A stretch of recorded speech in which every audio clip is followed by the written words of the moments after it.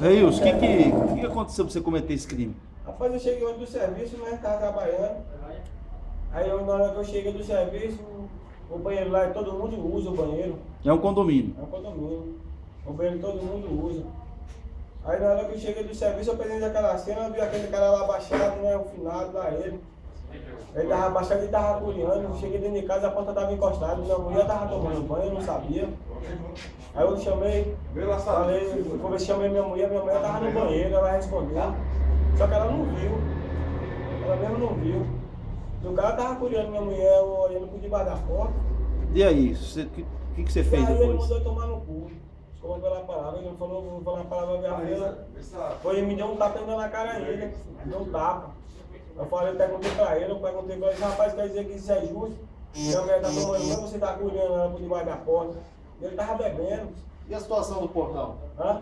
Tem pessoas que alegam que você pediu para ele fechar o portão, ele não teria fechado e aí Não, você... o portão todo mundo tem a chave. Sim, mas você não pediu para ele fechar o portão e por ele não ter fechado Todo mundo você... tem a chave, porque o portão lá tá amassado. O portão tá amassado, ele não fecha com a chave. Ele não fecha. Então o crime foi porque ele estava curiando sua esposa e não porque você pediu para ele fechar o portão? Não, ele tava curiando na cheguei do serviço.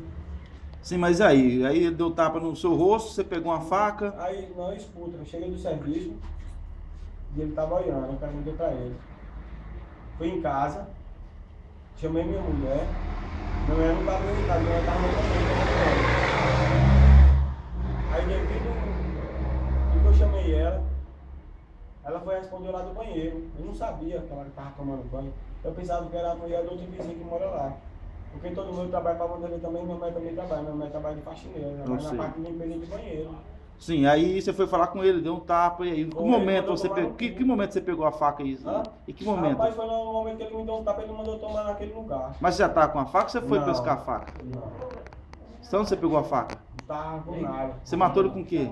No escudo do batuque. Não tava com nada. Eu fui em casa, simplesmente uma faca, peguei. Deu 12 facadas nele? Rapaz, eu não lembro não.